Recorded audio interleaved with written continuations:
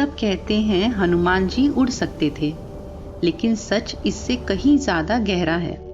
अगर आप ये समझते हैं कि उड़ना ही उनकी सबसे बड़ी शक्ति थी, तो आप अभी तक पूरी सच्चाई नहीं जानते, क्योंकि असली शक्ति वह होती है जो दिखाई नहीं देती। हनुमान जी के पास थी 8 ऐसी दिव्य शक्तियां, जिन्हें अष्ट सिद्धि कहा जाता था, और इनका वर्णन मिलता है रामचरितमानस में, जहां कहा गया है कि अष्ट सिद्धि 9 निधि के दाता।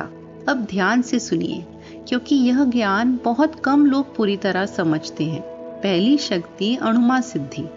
इससे हनुमान जी अपने शरीर को इतना सूक्ष्म बना सकते थे कि किसी की भी नजर उन तक पहुंच नहीं सकती थी।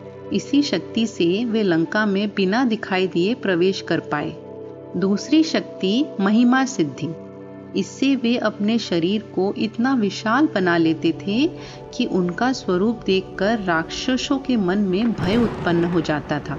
लंका दहन इसका सबसे बड़ा उदाहरण है। तीसरी शक्ति गरिमा सिद्धि। इस शक्ति से वे अपने शरीर को इतना भारी बना लेते थे कि कोई भी उन्हें हिला नहीं सकता था। यह उनकी अडिग शक्ति और स्थिरता का प्रतीक है। चौथी शक्ति लघिमा सिद्धि। इससे वे अपने शरीर को इतना हल्का बना लेते थे कि आकाश में उड़ना उनके लिए सहज हो जाता था। यही शक्ति उनके उड़ने का रहस्य है। पांचवी शक्ति प्राप्ति सिद्धि। इससे वे कहीं भी पहुंच सकते थे और किसी भी वस्तु को प्राप्त कर सकते थे। इसी के कारण वे संजीवनी बूटी लेकर आ पाए।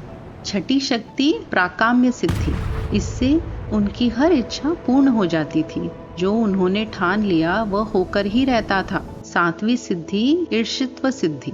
इससे वे प्रकृति और तत्वों पर नियंत्रण रखते थे। अग्नि, वायु, जल सब उनके अधीन हो जाते थे। आठवीं शक्ति विषित्व सिद्धि। इससे वे किसी भी परिस्थिति या जीव को अपने प्रभाव में कर सकते थे। इसलिए कोई भी बाधा उनके सामने टिक नहीं पाती थी। अब एक पल रुककर सोचिए, जिसके पास 8 सिद्धियां हो, वह सिर्फ एक योद्धा नहीं होता, वह शक्ति और भक्ति का जीवित स्वरूप हो जाता है।